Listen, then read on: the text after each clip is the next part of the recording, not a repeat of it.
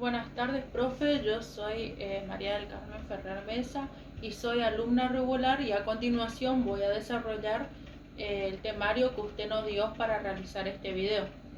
Voy a empezar a hablar sobre las características de los seres vivos, los cuales existen 7 tipos de características. En primer lugar se encuentra la organización, que es la unidad estructural y funcional de los seres vivos, es la célula, la cual tiene una organización específica, tamaño y características propias. En segundo lugar se encuentra el metabolismo, el cual es un conjunto de reacciones físico-químicas que se generan en el organismo para poder obtener la materia y energía. Ejemplo, la respiración y alimentación. En el tercer lugar se encuentra el crecimiento y desarrollo. El crecimiento es el aumento del tamaño celular y del número de células, y el desarrollo es un cambio que se produce durante la vida del organismo. Ejemplo, el desarrollo gestacional. En el cuarto lugar se encuentra la homeostasis, que es el encargado de regular el equilibrio, o sea, mantiene un equilibrio en el medio interno para que los organismos puedan funcionar correctamente.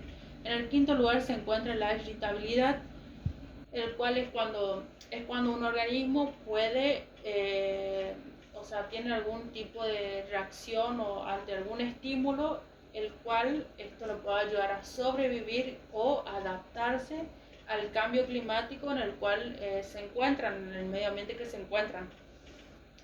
En el sexto lugar se encuentra la reproducción, el cual es la capacidad que tienen los seres vivos para que les permite multiplicarse y dejar descendencia. Esta puede ser de manera sexual o asexual. Y en el séptimo, por último, se encuentra la adaptación y la evolución, que la adaptación es un proceso por el cual los seres vivos se adaptan en el hábitat que están. Y en la evolución se da a lo largo de las generaciones. Existen dos tipos de nutrientes. Está el nutriente autótrofa y los nutrientes heterótrofos. Los nutrientes autótrofas son organismos que pueden pueden sintetizar sus sustancias para su metabolismo.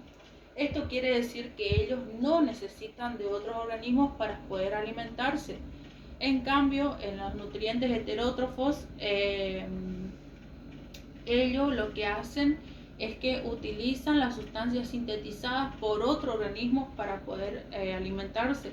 Esto quiere decir que ellos no se pueden alimentar por sí mismos y necesitan de otros seres vivos para poder nutrirse. Fotosíntesis. La fotosíntesis es un proceso que realizan los organismos autótrofos que utilizan la luz. Este proceso de la fotosíntesis se da en las partes verdes de las plantas, más precisamente en los cloroplastos de las células que poseen clorofila.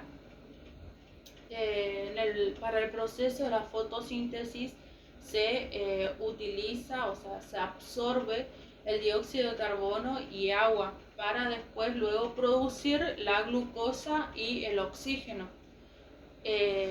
También lo que hace la fotosíntesis es atrapar la energía lumínica para así poder convertirla en energía química. Y acá atrás, o sea, atrás mío, realicé la ecuación de la fotosíntesis, la cual ya expliqué cuando se absorben y después cuando se produce la glucosa y el oxígeno. Bueno, a continuación ahora voy a hablar sobre los tipos de división celular, de la mitosis y de la meiosis. La mitosis es un proceso de reparto igualatorio del material genético. Esto quiere decir que fundamenta el crecimiento y también su reproducción asexual. Este tipo de división celular solamente se da en las células somáticas, y la meiosis es un proceso de división por el cual una célula diploide genera 4 células hijas haploides, genéticamente diferentes entre sí y con respecto a la célula madre. Este tipo de proceso se da en las glándulas sexuales que producen organismos o gametos. Perdón. Ahora voy a hablar sobre los dos tipos de células, células diploide y células haploide. Las células diploide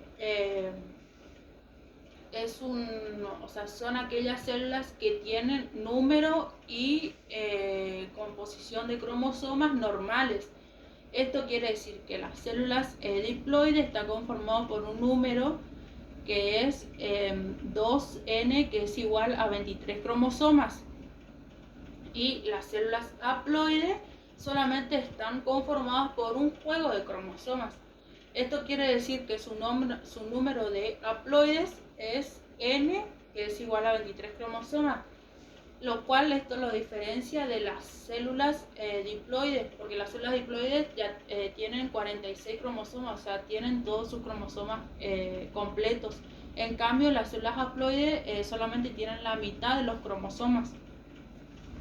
Y ahora voy a hablar sobre las relaciones interespecíficas, los cuales existen 6 tipos.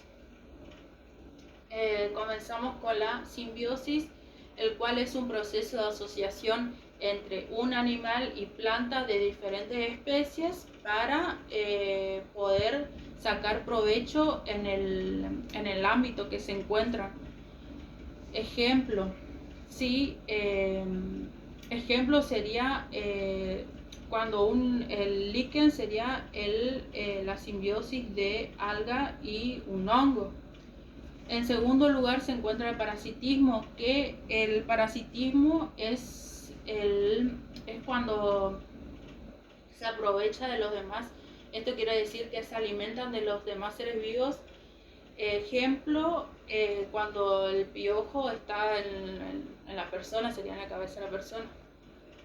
En tercer lugar se encuentra el mutualismo, que es también un proceso de asociación entre dos individuos, los cuales ellos se ayudan entre sí, o sea, se benefician uno del otro. Ejemplo, la abeja y la flor. Después tenemos la competencia, que es un tipo de rivalidad entre quienes aspiran a seguir lo mismo. Ejemplo, el león y la hiena. Después, en el quinto lugar, se encuentra la predación, lo cual la predación es cuando un animal mata a otro animal o caza a otro animal para poder alimentarse a sí mismo. Ejemplo, el sapo y la langosta. Y por último, en el séptimo lugar, se encuentra el comensalismo, que es cuando un individuo se beneficia y, utiliza al otro individuo, pero en cambio este individuo que fue utilizado no sale perjudicado ni beneficiado. Ejemplo, el árbol y la orquídea y el árbol, o si no el líquen también puede ser y el árbol. Ahora voy a hablar sobre el último tema, que es la genética. La genética, usted nos había pedido que nombremos los tipos de genética. Para empezar estaba el gen, que es un fragmento de ADN que está compuesto por... es un fragmento de ADN que está compuesto...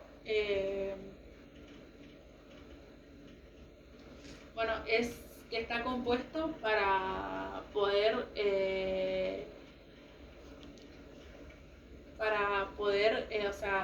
modificarlas, para saber qué tipo de característica va a tener el ser vivo. Sí, es un fragmento que está compuesto por ADN para poder saber las características del ser vivo.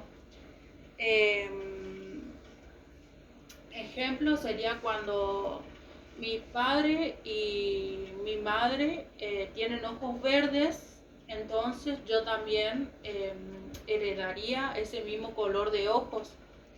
Después tenemos alelos, los alelos que es cuando el gen tiene una cierta variación, lo cual esto lo permite, o sea, de esto tipo se puede ver la característica que va a tener el ser vivo. Ejemplo, cuando la semilla del guisante, su gen determina qué tipo de color va a ser.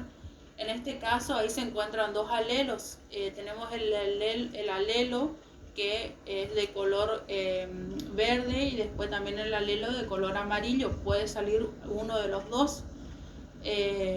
Después tenemos el genotipo, que es la estructura